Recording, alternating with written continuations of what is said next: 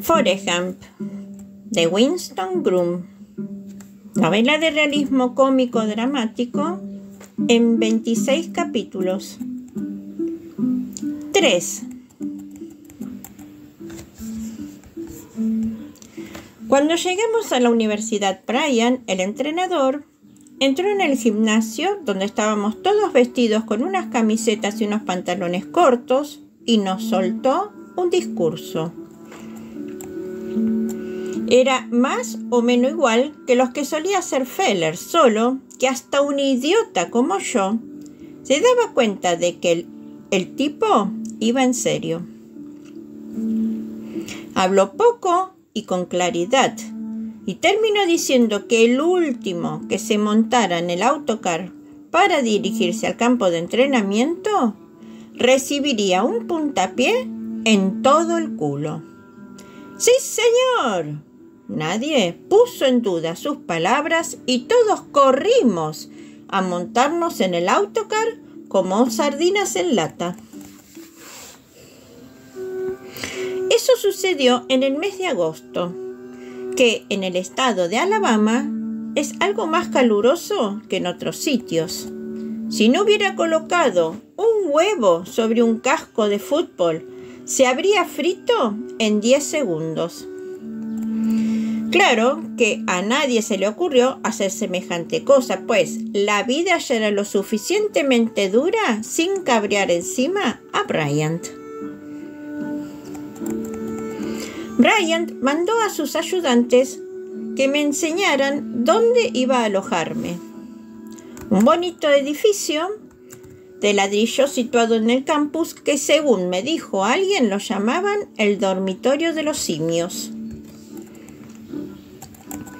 Los ayudantes del entrenador me llevaron allí en coche y me condujeron arriba, donde estaba mi habitación. Por desgracia, aunque la fachada tenía buen aspecto, el interior era un desastre.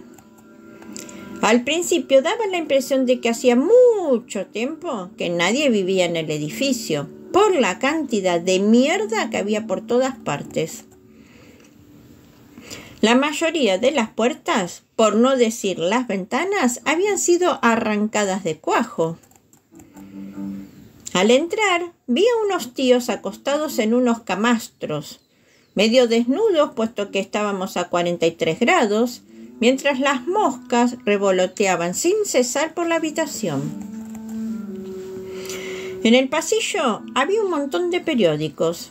Al principio temí que nos obligaran a leerlos, ya que estábamos en la universidad, pero después me dijeron que era para colocarlos en el suelo y no pisar así toda la mierda. Los ayudantes de Bryant me enseñaron mi cuarto y dijeron que confiaban en encontrar por allí a mi compañero de habitación.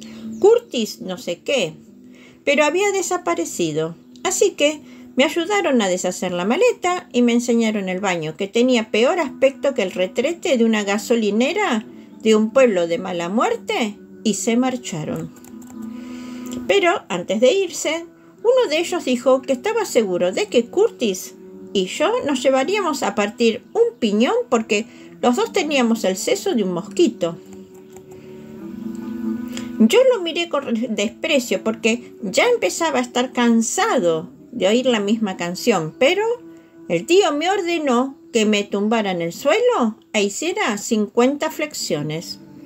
Después decidí hacer lo que me ordenaran sin rechistar. Me acosté en la cama, después de cubrirla con una sábana para no ensuciarme, y estaba soñando que estaba sentado en el cuarto de estar con mi madre, como solíamos hacer cuando apretaba el calor, tomando una limonada y charlando, cuando alguien entró violentamente en la habitación tras tumbar la puerta de una patada.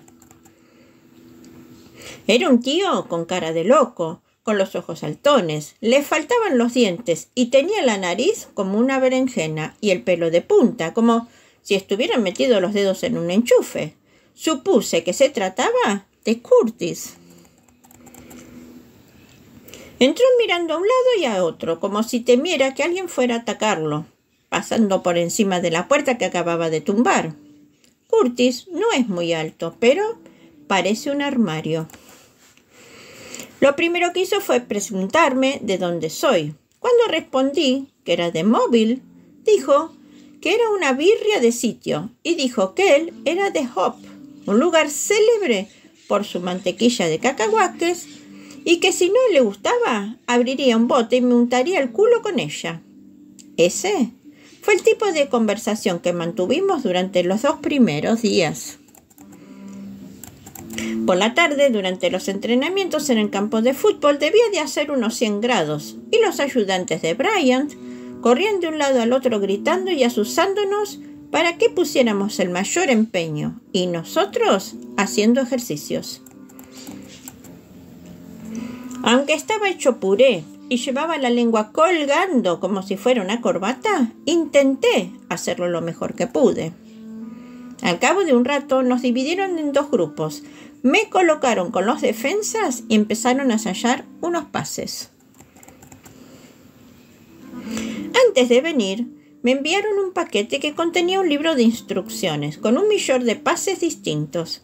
Cuando pregunté a Fellers qué tenía que hacer con eso, me miró con tristeza y contestó que no hiciera nada, que cuando llegara a la universidad me explicarían lo que tenía que hacer. Ojalá no hubiera seguido el consejo de Fellers, porque cuando ensayamos el primer pase, me volví hacia la izquierda y en lugar de hacerlo hacia la derecha, y se armó un lío tremendo. Uno de los ayudantes de Bryant vino corriendo y gritándome.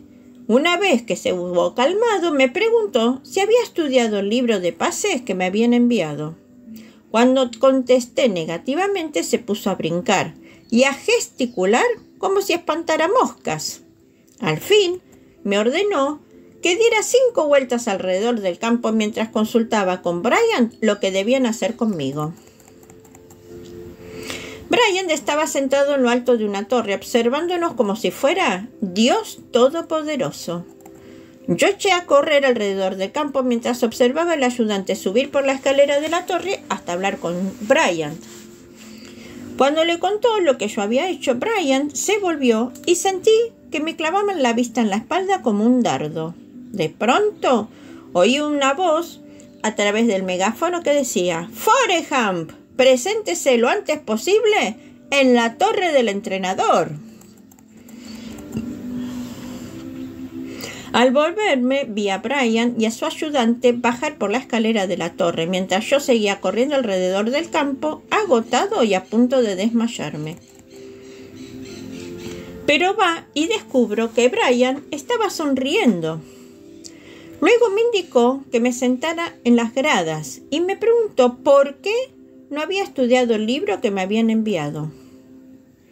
Yo intenté explicar lo que me había aconsejado Fellers, pero Bryant me interrumpió y me ordenó que regresara al campo de juego y practicara cómo expresar el balón cuando me lo lanzaran.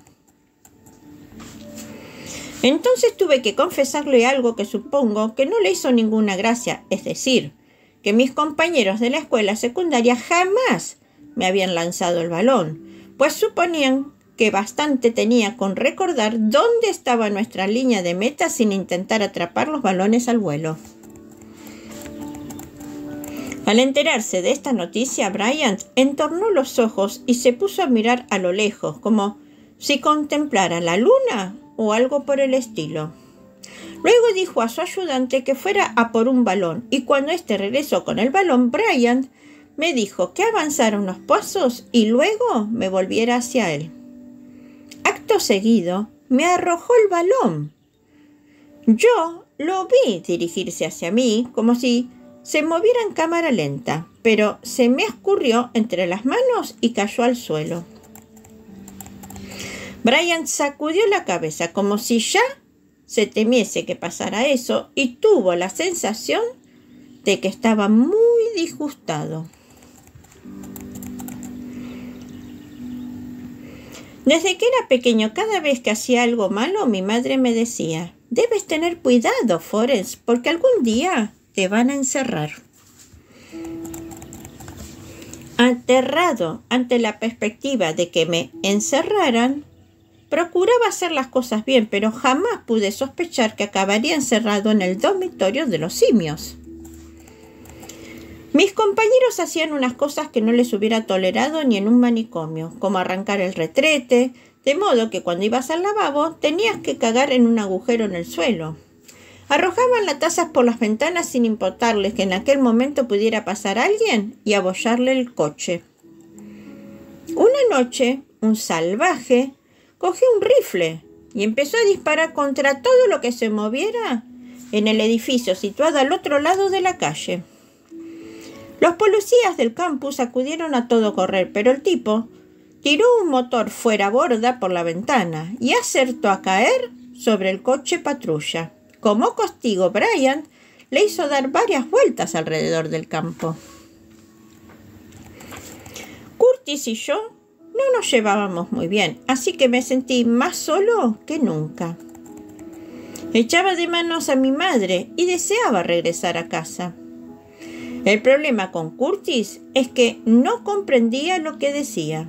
Cada vez que abría la boca soltaba tal retahíla de tacos que yo perdía el hilo. Supongo que la mayoría de veces protestaba por algo.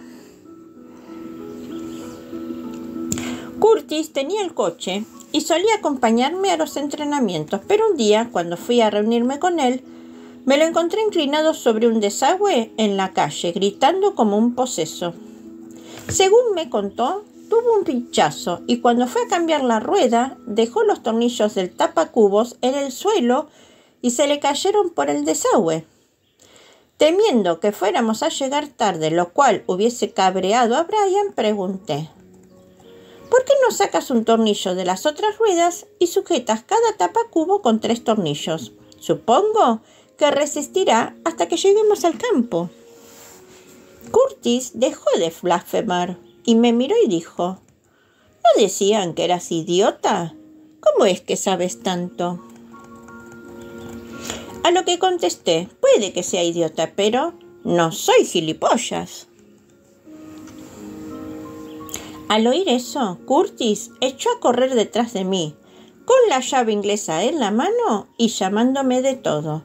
Ese episodio destruyó nuestra amistad. Después de eso decidí buscar a otro sitio donde alojarme. Cuando terminamos de entrenar, bajé a inspeccionar los sótanos del dormitorio de los simios y pasé la noche así. No estaba más sucio que el dormitorio y había una bombilla colgada del techo. Al día siguiente, trasladé mi catre y me instalé en el sótano del edificio. A todo esto, había empezado el curso y los profesores no sabían qué hacer conmigo. Había un tío en el departamento de atletismo cuya única misión consistía en colocar a los idiotas como yo en una clase donde fuéramos capaces de aprobar los exámenes. Algunas asignaturas eran bastante sencillas, como la de educación física, pero además estaba obligado a estudiar un curso de inglés y uno de ciencias o matemáticas, y no había vuelta de hoja. Más tarde me enteré de que algunos profesores tenían la manga ancha con los jugadores de fútbol, teniendo en cuenta que estaban muy ocupados jugando al fútbol y no les quedaba tiempo para estudiar. Había un profesor muy comprensivo en ciencias, pero, desgraciadamente, solo daba una clase llamada Luz Intermedia, que parecía estar destinada a licenciados en física o algo por el estilo. De todos modos, me metieron ahí, aunque yo no tenía ni idea de física. Con el inglés no tuve tanta suerte. Al parecer, no había ningún profesor de inglés amable y comprensivo, pero me dijeron que no me preocupara, que aunque suspendieran el tratamiento, buscarían cómo arreglarlo. En la clase de luz intermedia, me dieron un libro de texto que pesaba 5 kilos y parecía estar escrito por un chino. Por las noches me lo llevaba al sótano, lo colocaba sobre mi catre, bajo la luz de la bombilla, y al cabo de un tiempo, aunque parezca increíble, empecé a entender lo que decía. No comprendía por qué teníamos que estudiar esas historias, pero no me costaba ningún esfuerzo hacer los cálculos que ponía el libro. Mi profesor se llamaba Hooks y después del primer examen me pidió que pasara a su despacho. Forrest, dijo, quiero que me digas la verdad. ¿Te ha pasado a algún compañero las respuestas a esas preguntas? Yo sacudí la cabeza. El profesor me entregó una hoja con un problema matemático y me pidió que me sentara a intentar resolverlo. Cuando terminé, le devolví la hoja.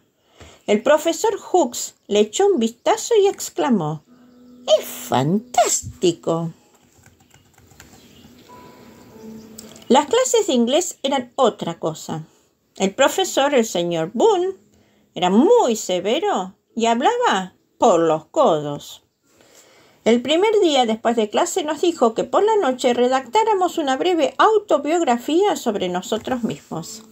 Fue lo más difícil que había intentado en mi vida, pero pasé toda la noche en vela, pensando y escribiendo lo que se me ocurría, pues no me habían asegurado que aunque suspendiera el examen no tenía importancia.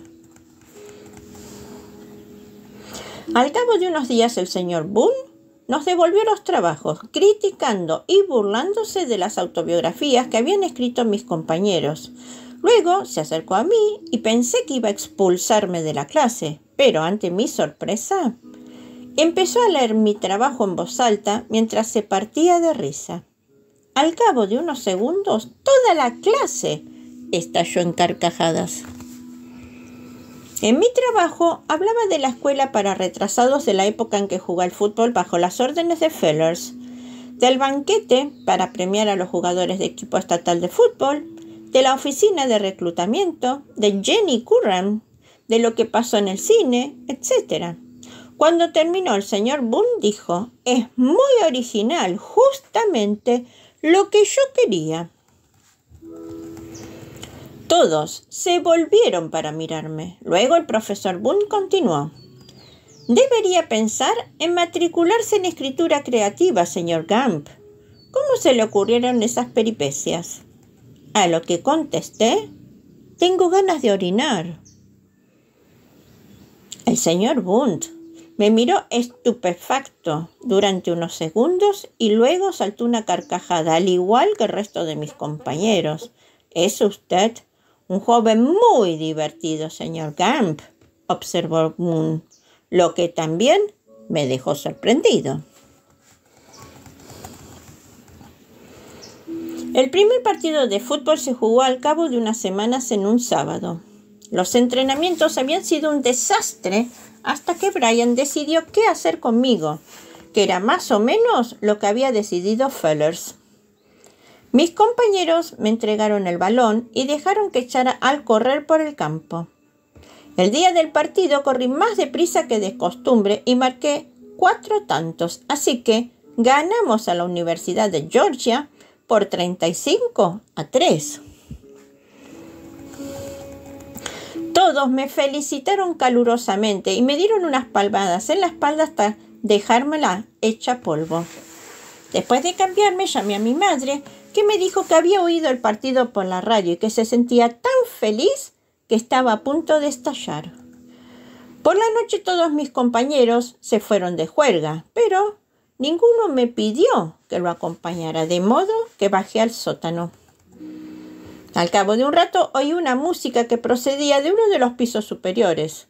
Era una música muy agradable y decidí subir para averiguar qué pasaba. Al entrar en una habitación vi a un chico, Bubba, sentado en la cama tocando una armónica. Durante los entrenamientos se había roto el pie y lo llevaba enyesado, y como apenas podía moverse, se entretenía tocando la armónica. Yo me senté en la cama y le escuché durante un rato. No hablamos de nada. Él estaba sentado en una cama y yo en otra, y él tocaba la armónica. Al cabo de una hora le pedí que me dejara intentar tocarla y él dijo que bueno. Qué poco podía imaginarme que eso iba a cambiar mi vida para siempre.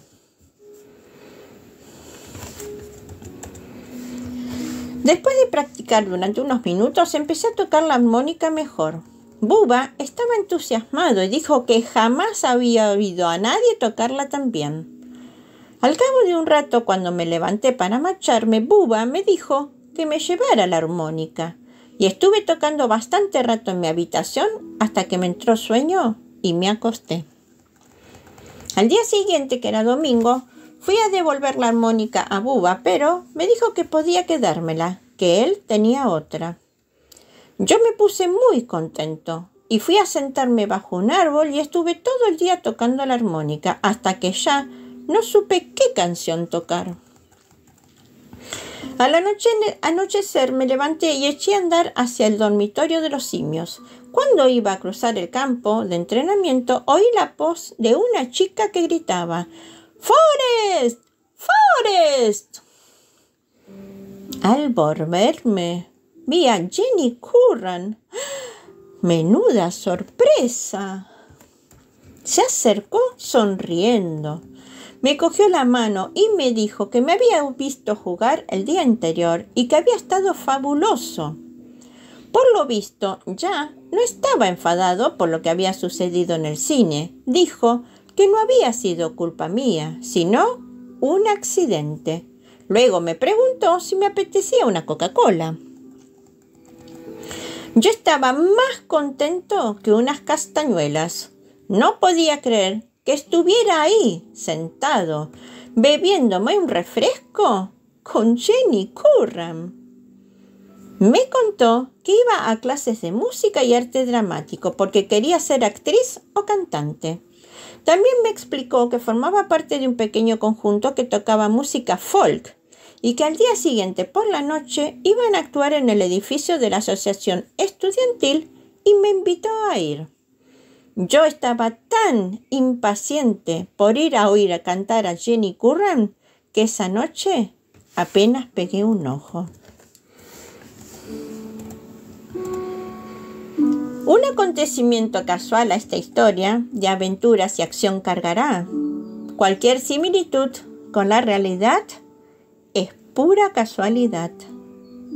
Fifi, la cuentacuentos, escuchando relatos al rescate de una saludable y compartida tradición, te invita a suscribirte a su canal para que cada domingo de sus estrenos puedas disfrutar y en las redes difundir para con los tuyos poderlo compartir.